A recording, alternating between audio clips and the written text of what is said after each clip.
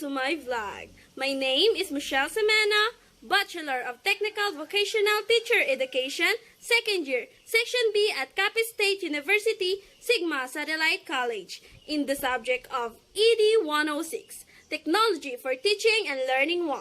My topic is about technology and education, so let's go!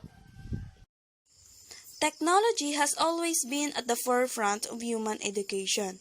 From the days of carving figures on rock walls to today, when most students are equipped with several portable technological devices at any given time, technology continues to push educational capabilities to new levels.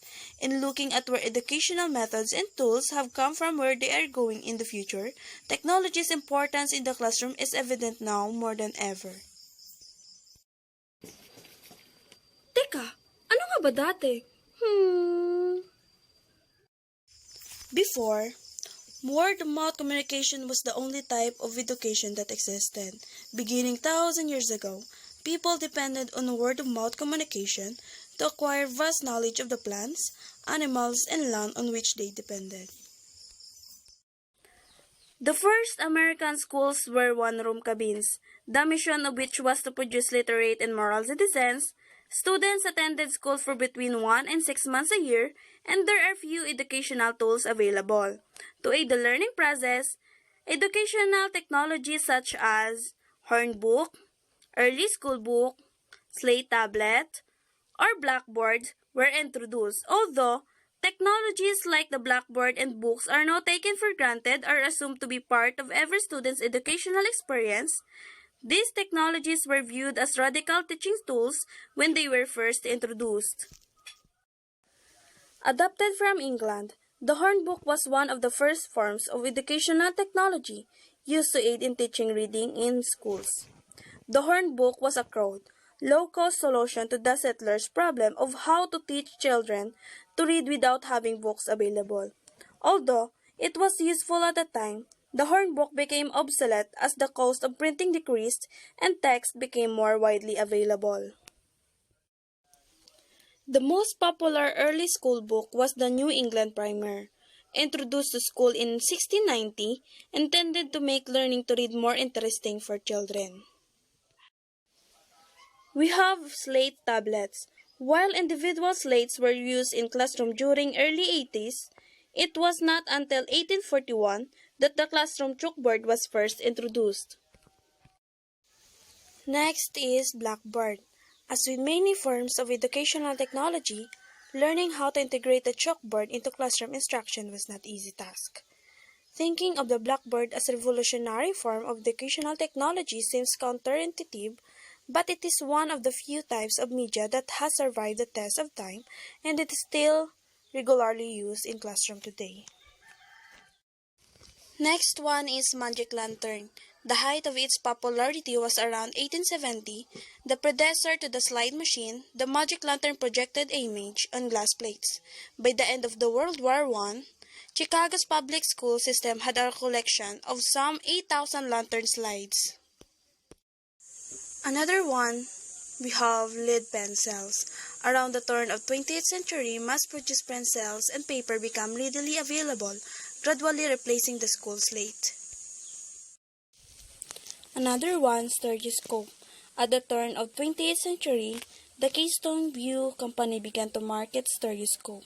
The three-dimensional devices which were popular in home parlors were sold to schools featuring educational sets containing hundreds of images. Next is film. We have two types of film here, film strip projector and film strip viewer. During the next several decades, the educational system expanded and became more developed. A new form of educational technology began to emerge, namely film. Motion of picture was invented in 1889. Over the next decade, film equipment was developed and refined. With the rapid growth of schools, both in terms of the number of schools and the quantity of students attending the schools, at that time, some proponents believed that using film in classroom met this important educational need. In 1910, enthusiasm For educational films, lead Rochester, New York's Board of Education to adopt education films for instructional use. Next is radio. Radio entered the educational system in the early 1920s. Like the early days of film, radio was heralded as a tool that would revolutionize classroom teaching. Higher education was also impacted by the invention of the radio. Some colleges and universities established their own radio station for instructional use. By the end of the 1940s, technology proponents had given up on educational radio and instead began focusing on the use of television in schools, which was perceived to be the ultimate combination of audio and visual technology. Next is overhead projector. In the 1930s, the overhead projector was widely used by the U.S. military to train forces during World War II, and eventually, the device spread to schools. The other one is the typewriter. An often overlooked form of educational technology, the typewriter is the one form of mechanical technology that has penetrated and been used by a large number of students over several decades. Based upon the study of Benwood and Frank Freeman, 1932, concluded that there were three important reasons for using the typewriter in schools. Number one, to teach students skills that they will use later in life for personal or professional reasons. Number two, to enable students to better learn English, spelling, arithmetic, geography, history, etc. Number three, to develop those attitudes and habits which constitute so important a part of the aims of elementary school's education. Typewriter use to prepare students for the business worlds by teaching high school students the professional skills of typewriting. Next is television. Instructional television was viewed as one way to gain ground in the fight to stay ahead in technology. Some administrators and government officials hypothesized that television could provide students with better education. Channel 1 is yet another example and perhaps incompatibility between corporate America and educational system. Next is teaching machine. Teaching machines were intended to teach students through thoughtfully programmed instruction. In the 1960s, behavioral psychology contributed to the educational technology field by introducing teaching machines. Students operated the teaching machines themselves and followed instructions or a screen similar to televisions. Books accompanied the teaching machines and functioned in an adaptive fashion so that if a student did not understand, the student is directed to sections that further explain it. Teachers were able to program the teaching machines based on their desired curricular goals, while students work at their own pace through the lesson plans. The popularity of teaching machines and program instruction followed the familiar cycle of the most other forms of educational technology. Next is computers. In the 1950s and 1960s, program instruction laid the foundation for the development of more advanced learning systems. Computers were first used in education in the 1960s in a way that was intended to individualize instruction. This method became known as computer-assisted instructions. This initial introduction of computers in schools spawned interest in a variety of other computer-based applications. Many computer advocates argued that a more refined version of the mainframe computer-assisted instruction would allow larger class sizes and therefore there would be a need for a fewer teachers since students would be able to rely on the computer for a significant portion of their learning. In high schools, computers were generally used to teach students computer skills. Next is early education softwares. In contrast to 1980s, the 1990s was a decade of new ideas and innovation for computer use in classrooms. With the introduction of color monitors in graphical user interfaces, more interactive and interesting content-based software packages were developed by companies like Tom Snyder Productions. It began to show promise for improving classroom learning.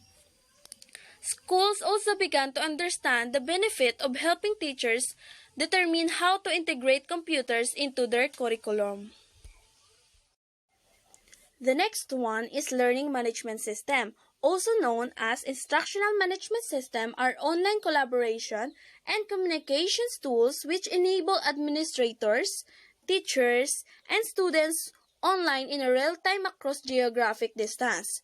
It is include Blackboard Learning System, SharePoint, Angel Learning Management Suite, Sakai, and Moodle. It combines online courses management such as interactive, whiteboards, email, real-time chat, search tool, etc. Just like the image on the screen. Next one is intelligent tutoring. The field of cognitive science has exploded over the past decade, and computer applications have emerged to take advantage of this new knowledge of how the brain works. At times, the learning system presents the textual or graphical information to explain concepts and provide students with access to various tools and pieces of information via menu selections. Although these tools are being used in a relatively small number of classrooms, they show tremendous promise for using technology as a tool that assists students and teachers in both identifying and correcting misconceptions in a timely manner. The next one is the Internet. Today, the Internet is one of the most popular forms of educational technology used in classroom, especially in pandemic times. In addition to online courses, there are variety ways that the Internet is being used in classroom. In 2002, study by the American Institute for Research found that the students use the Internet for schooling in the following 5 ways. Number 1, as a virtual textbook and reference library. Number 2, as a virtual study group. Number 3, as a virtual guidance counselor. Number 4, as a virtual tutor and study shortcut. Number 5, as a virtual locker or backpack and notebook. The Technology and Assessment Study Collaborative has developed a set of applets that focus on specific statistical concepts. These tools enable teachers and students to generate scatter plots that met specific conditions. Teachers also direct students to use the Internet to find and explore information related to a specific topic of study. The last one is the cloud. Although technically part of the Internet, because of its impact on K-12 education, cloud technology should be looked at separately. Cloud technology allows secure access for students, teachers, and administrators to enter cloud storage from any devices at any time. Cloud technology allows the entire curriculum and supplements to be connected to the student's online identity and account and not to a specific devices. It's fascinating to review how education technology has evolved, just our culture and society have become more complex, formal education multifaceted to keep pace. So what's next? Who knows? With as fast technology is advancing, we probably have not seen anything yet.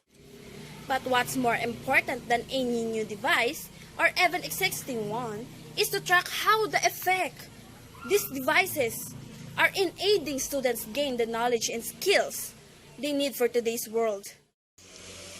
All these classroom devices are neutral. What's not neutral is determining just what is the knowledge of most worth in a contemporary society. Of course, we have been arguing that forever. But not only those the curriculum have to relevant, it also has to be interesting for the students. Once that determined, all these devices will be standing by to make learning and brought to life in the classroom. It has allowed for more effective and efficient communication between teachers and students, between teachers and parents, and between and among students. Kahit may pandemya, patuloy pa rin tayo sa ating pag-aaral at lumalabas sa maraming aplikasyon upang hindi tayo mahihirapan. Ito ay dahil sa teknolohiya, patuloy pa rin tayo sa ating pag-aaral at iporsige ang ating mga ambisyon sa buhay. Marami na ngang nangyari. At magpasalamat tayo kasi hindi na natin naranasan ang mga bagay na ginagamit noon. Kaya sa tingin ko, mas mahihirapan tayo. Kasi sa panahon ngayon, puro teknolohiya na ang ginagamit sa paaralan. Tama ba ako? Ang ginagamit nating teknolohiya ngayon ay nagpapadali sa atin na makakuha ng impormasyon at mas mapadali nito ang mga buhay estudyante natin. Bago ako magtapos sa aking vlog, gusto ko lamang ipaalam sa inyo, lalo na sa mga katulad kong estudyante, ang teknolohiyang ginagamit natin ngayon ay huwag gamitin sa kasamaan. Gamitin ito bilang materyales sa pagkuha ng kaalaman at sa mabuting paraan. Dito po nagtatapos ang aking vlog. Please help me click, share, and like below. Hope na marami kayong matutunan. Hanggang sa muli. Bye!